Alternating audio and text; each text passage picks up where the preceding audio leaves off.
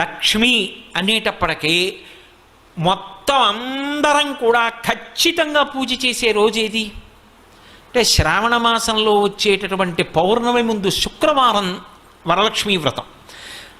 ఆ రోజు తిథితో సంబంధం లేదు, వారంతో సంబంధం. ఏ తిథి ఉంది, ద్వాదశి ఉందా, త్రయోదశి ఉందా, చతుర్దశి ఉందా, లేకపోతే ఏకాదశి ఉందా, పంచముందా, సప్తముందాతో సంబంధం లేదు. చివరికి వచ్చేస్తుంటుంది శుక్లపక్షం. పౌర్ణమి ముందు శుక్రవారం ఏమొస్తుందో ఆ శుక్రవారం నాడు వరలక్ష్మీ వ్రతం చేస్తారు. వరలక్ష్మీ వ్రతం చెయ్యడానికి అసలు ఈ వ్రతం ఉన్నది అని మొట్టమొదట లక్ష్మీదేవి ఎవరికి చెప్పింది? చారుమతికి చెప్పింది. తెల్లవారు లేస్తే మనం కథ చదువుతాం. చారుమతి ఆ మాటకు అర్థం ఏమిటి? నిజానికి అద్భుతమైనటువంటి పేరు, ఆడపిల్లలకి పెట్టడానికి పరమయోగ్యమైనటువంటి పేరు చారుమతి. ఎంత చక్కటి పేరు! చారు అంటే సత్, మంచి అని, చాలా చక్కటి ఆలోచన కలిగినది, విశాల బుద్ధి కలిగినది. మతి బుద్ధి, మంచి బుద్ధి కలిగిన పిల్ల, దానికి అర్థం చారుమతి. చారుమతి నిద్రపోతుంది. నిద్రపోతున్నటువంటి చారుమతి కలలోకి వచ్చింది లక్ష్మీదేవి. వచ్చి కల్పం చెప్పింది, ఇలా చెయ్యి పూజమ్మా, నా పూజ నిన్ను అనుగ్రహిస్తానమ్మా అంది. ఎందుకు చెప్పింది అంటే వ్యాసుల వారు పురాణంలో కొన్ని విషయాలు చెప్పారు. చారుమతినే ఆవిడ ఎందుకు ఎంచుకుంది అంటే ఆవిడ పతివ్రత, మహాపతివ్రత. మహాపతివ్రత అంటే ఎప్పుడు భర్తని అనుగమిస్తుంది. ఏ పని చేసినా భర్త సంతోషిస్తాడా సంతోషించడా అది ఆలోచిస్తూ ఉంటుంది. ఆమెకి ఆ పతి శుశ్రూష యందు రత అంటే అంతకన్నా సంతోషం ఆవిడికి ఇంకొకటి లేదు.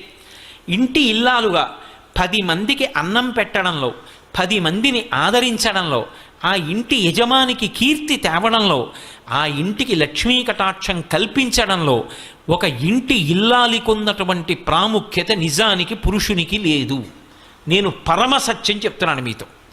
పురుషుడిదా ఐశ్వర్యం, ఇంటి ఇల్లాలిదా అంటే ఐశ్వర్యము ఇల్లాలిదే. తెలిసి తెలియక అమాయకత్వంతో ఏదో తక్కువ అనుకుని మాట్లాడేస్తూ ఉంటారు. అసలు నిజానికి వాళ్ళకి వేసినంత పెద్దపీట పురుషుడికి శాస్త్రం వెయ్యలేదు. ఎందుచేత అంటే నా ఇంటికి ఒక అతిథి వచ్చాడు అనుకోండి, నా ఇంటికి అతిథి వస్తే ఆ అతిథి కడుపు నిండా అన్నం తిని వెళ్ళాడన్న తృప్తి నాకు దేని చేత కలుగుతుంది? నా పత్ని సంతోషంగా అన్నం వండి 4 పదార్థాలు చేసి వచ్చిన వాళ్ళకి కొసరి వడ్డించి కడుపు నిండా పెడితే ఆయన 4 మాటలు త్రేయించాడు అనుకోండి, ఆ త్రేణుపులు ఉన్నాయా అని వింటూ ఉంటాట పూజామందిరంలోంచి ఈశ్వరుడు. నన్ను నమ్ముకున్నవాడొకడు ఈ ఇంట్లో కూర్చుని త్రేయించాడు, కాళ్ళు కడుక్కుని చేతులు కడుక్కుని వెళ్ళాడు. ఆయన త్రేణుపు వినపడింది, దాన్ని లెక్కలోకి తీసుకుంటాట ఐశ్వర్యాన్ని నిలబెట్టడానికి. మనం తినడం కాదు, ఇంటికొచ్చిన అతిథి త్రేయించి వెళ్ళాడా? మీరు చెప్పండి, అది నా చేతిలో ఉందా, నా భార్య చేతిలో ఉందా? నేను ఇన్ని ఉపన్యాసాలు చెప్పచ్చు. ఇంటికొచ్చిన అతిథికి అన్నం, అయ్యా కూర్చోండి అన్నం వండుతానన్నాను అనుకోండి, ఆయన ఏమంటాడు?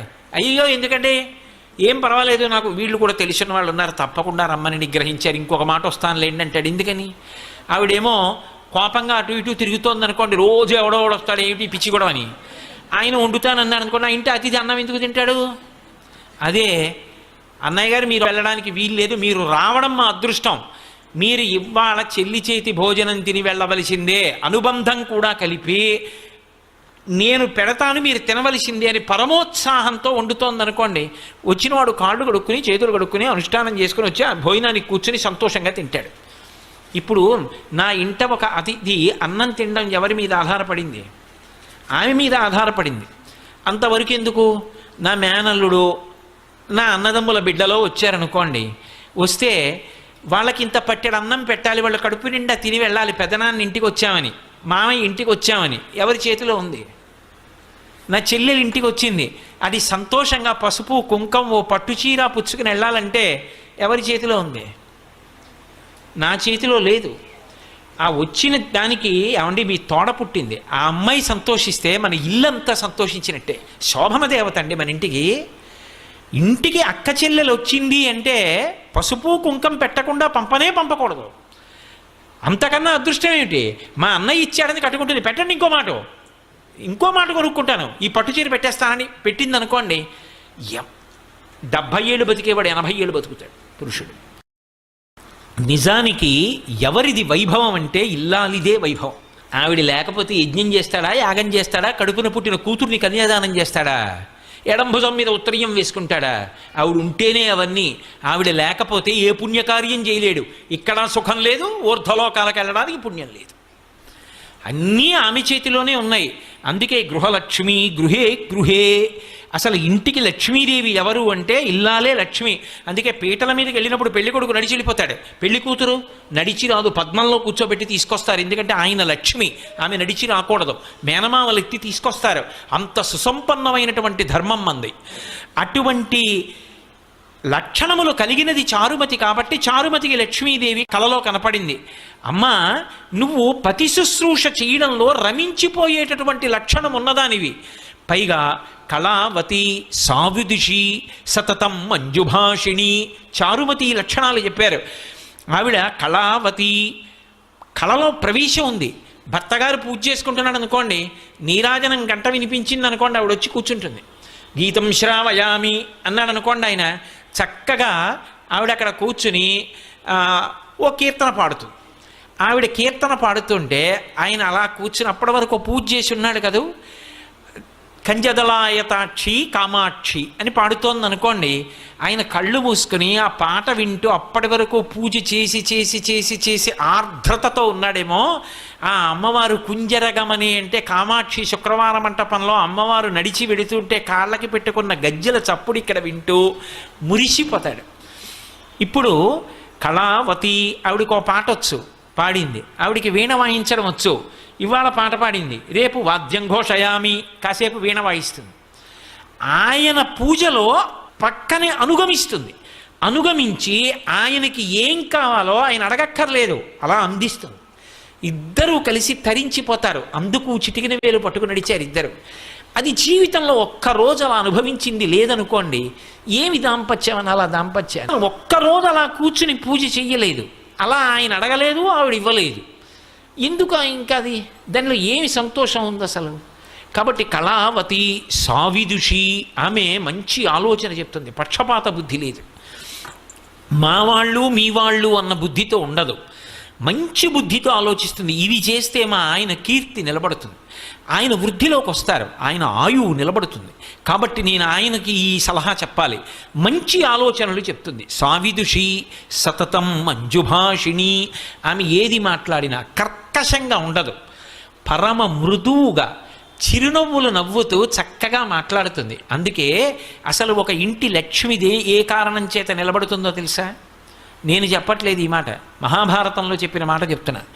లక్ష్మీదేవి ఏ ఇంట స్థిర నివాసం ఉంటుంది అంటే, ఏ భార్య భర్త కీచులు అడుకోరో, అస్తమానం నింద చేసుకోరో.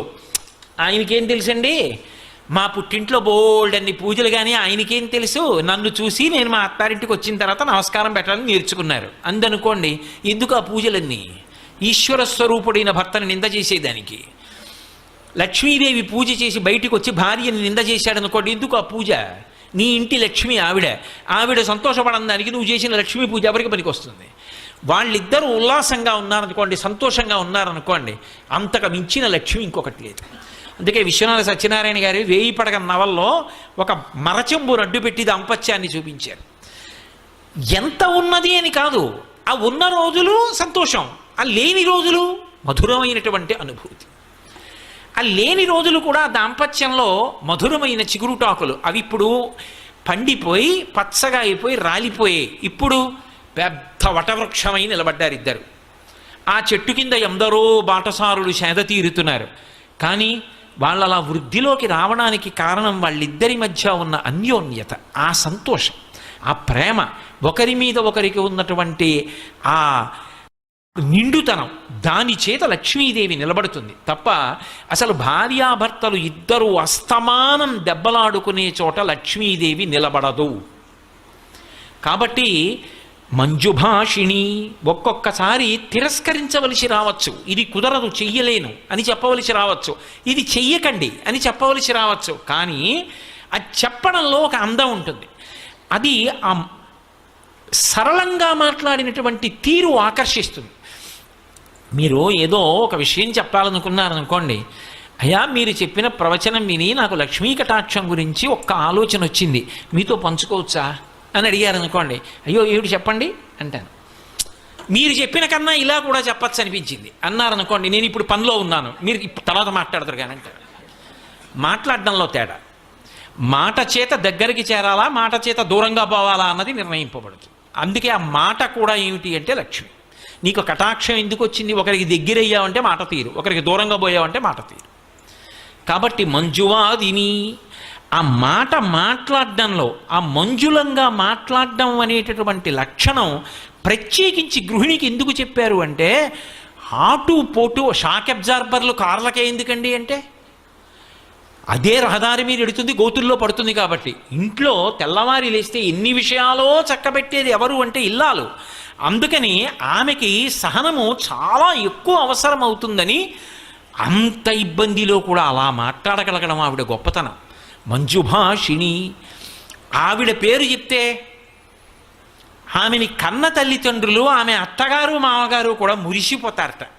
అందుకే అటువంటి ఆవిడ్ని ఎంచుకుంది తప్ప ఎన్ని లక్ష బిల్వార్చనలు చేసింది, ఎన్ని బంగారు పువ్వులు చేయించింది, లేకపోతే ఇతరత్రా పనులు ఏం చేసింది, ఇవేవీ లక్ష్మీదేవి చూడలేదు అని మీరు గుర్తుపెట్టుకోవాలి.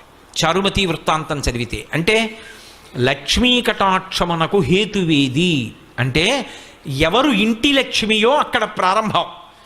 ఇప్పుడు ఆవిడ వరలక్ష్మీ వ్రతం ఇలా చెయ్యమ్మా అని చెప్పింది. వరలక్ష్మీ వ్రతం ఇలా చెయ్యమ్మా అని చెప్తే చారుమతి ఏం చేయాలి?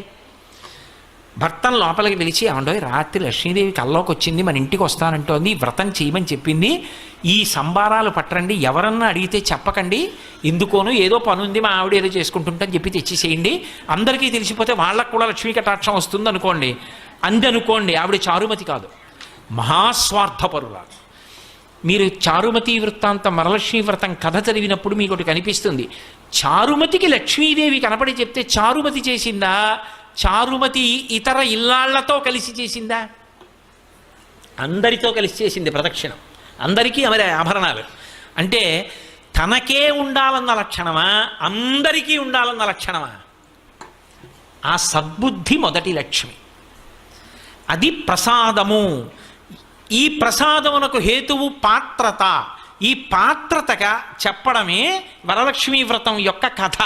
అంతేగాని కథ గడగడగడగడగడ చదివేసి ఎంత నగ చేయించాం, ఎన్ని తులాలు తెచ్చాం, దానికి ఎక్కువ ప్రాధాన్యత ఇస్తే లక్ష్మీ కటాక్షం ఉంటుంది అని నేను చెప్పడం సాహసమేమో. కాబట్టి పాత్రత నిలబడము అంటే అసలు ఆ బుద్ధి కలగడం. ఆ బుద్ధి ఆవిడ అనుగ్రహంతో కలగాలి. ఆవిడ అనుగ్రహం కలగాలంటే ఒక్క నమస్కారం చాలు ఆవిడికి. పెడితే ఆవిడ అనుగ్రహాన్ని ఇస్తుంది.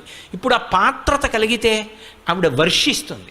ఈ ప్రసాద బుద్ధి పోయిందనుకోండి, ఇన్ని అనుభవిస్తూ ఒక రోజున ఇవన్నీ నేను సంపాదించినవే, భగవంతుడన్న వాడి స్థానం పోయింది అక్కడ. ఆవిడ అనుగ్రహం ఇంత పైకి ఎత్తింది అని అనలేకపోయాడు. అనలేకపోతే ఆవిడ ఏం చేస్తుందంటే, నువ్వే సంపాదించావు కదూ, ఏది నీ ప్రయత్నమే చేయి వస్తుందేమో అంటుంది. ఇప్పుడు సిరిదా వచ్చిన వచ్చును సలలితముగ నారికేళ సలిలము భంగిన్, సిరిదా పోయిన పోవును కరివెంగిన వెలగపండు కరణిని సుమతి. అప్పుడు బుద్ధి చెప్తుంది. ఇదే విషయాన్ని పురాణంలో భూతద్దంలో పెట్టి జరిగిన కథని చూపిస్తారు మీకు. అందుకే చూడండి, దేవేంద్రుడు, అంతకన్నా లక్ష్మీ కటాక్షం ఉన్నవాడిని ఇంకోటిని చెప్పరు. అంత లక్ష్మీ కటాక్షం ఉన్నటువంటి దేవేంద్రుడు ఒకానొకప్పుడు ఐరావతం మీద వెళ్ళిపోతున్నాడు. వెళ్ళిపోతున్నప్పుడు దుర్వాసో మహర్షి ఎదురుగుండా వచ్చారు. మహానుభావుడైన గొప్ప ఉపాసకుడు, తెల్లవారి లేస్తే భగవంతుణ్ణి అర్చించగలిగినవాడు, భగవంతుని యొక్క అనుగ్రహానికి పాత్రుడైనవాడు. ఆయన ఒక పుష్పహారాన్ని తీసుకొచ్చి దేవేంద్రుడికి ఇచ్చాడు. ఇది భగవన్ నిర్మాల్యం, ఈశ్వరుడి మెడలో వేసుకున్నటువంటి హారం. ఈ హారం తీసుకో ప్రసాదం అని ఇచ్చాడు. ఆయనకి భగవతి ఇచ్చింది. ఆ హారాన్ని ఇంద్రుడికి ఇచ్చాడు. ఎందుకు ఇచ్చాడు అంటే, అది ఇంద్రుడు తీసుకుని కళ్ళకద్దుకొని ఒకసారి తల మీద పెట్టుకుని పక్కన పెడితే ఆ అనుగ్రహం ఆయన యందు ప్రవేశించి ఆ ప్రసాద బుద్ధి చేత ఆయన బాగా నిలబడితే దేవతలు రక్షింపబడితే లోకాలు రక్షింపబడతాయని దుర్వాసో మహర్షి ఆలోచన. సద్బుద్ధితో ఇచ్చాడు. ఇదే సత్యనారాయణ వ్రతకథ. ప్రసాదము అనుగ్రహము. అనుగ్రహం అక్కర్లేదండి, భర్త దొరకలేదు. అనుగ్రహం కావాలంది, ప్రసాదం పుచ్చుకుంది, భర్త కనబడ్డాడు. ప్రసాదము అన్న మాటకు అర్థం ఏమిటంటే కేవలం అది ఇందులో యాలక్కాయలు ఎక్కువేశారా, శనగపిండి ఎక్కువేశారా, పూర్వం తిరుపతి ప్రసాదంలో ఉన్నన్ని జీడిపప్పులు ఇప్పుడు ఉండట్లేదండి, దానికోసం ఆ తిరుపతి వెళ్ళావు. జీడిపప్పుల కోసం, యాలక్కాయల కోసం, దాంట్లో ఉన్న తూకం కోసం, అందులో ఎన్నిపటికి బెల్లం ముక్కలు ఉన్నాయి, దానికోసం ఆ తిరుపతి వెళ్ళేది. అది ప్రసాదం, అది ఈశ్వరానుగ్రహం. జీడిపప్పుల కోసం, యాలక్కాయల కోసం, దాంట్లో ఉన్న తూకం కోసం, అందులో ఎన్నిపటికి బెల్లం ముక్కలు ఉన్నాయి, దానికోసం ఆ తిరుపతి వెళ్ళేది. అది ప్రసాదం, అది ఈశ్వరానుగ్రహం. అంతేకాని దాని మీద వ్యాసాలు రాయడానికి, దాని మీద శల్యశోధనలు చేయడానికి కాదు అది. కాబట్టి ఇప్పుడు అది అనుగ్రహం లోపలికి పుచ్చుకున్నావు, అది 6వ వంతు మనస్సుగా మారుతుంది. ఆ మనసులోంచి దరిద్రాన్ని పోగొట్టుకోవడానికి పరిష్కారం కూడా లోపల నుంచి ఆలోచనగా వస్తుంది. ఈశ్వర ప్రసాదం తింటే అందులోంచి ఆలోచన వస్తుంది, ఆ ఆలోచనే సమస్యని పరిష్కారం చేస్తుంది. మళ్ళీ శాంతి పొందావు.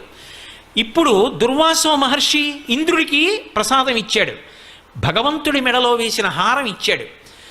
ఇప్పుడు ఆ హారం వేసుకున్నాడు, మెడలో వేశారు, ఉంచుకోవాలి, లేదా చేతికి ఇచ్చారు, తీసుకుని కళ్ళకెత్తుకుని వాసన చూసి తల మీద పెట్టుకుని పక్కన పెట్టాలి, ఎవరు తొక్కని స్థానంలో దాన్ని ఉంచాలి.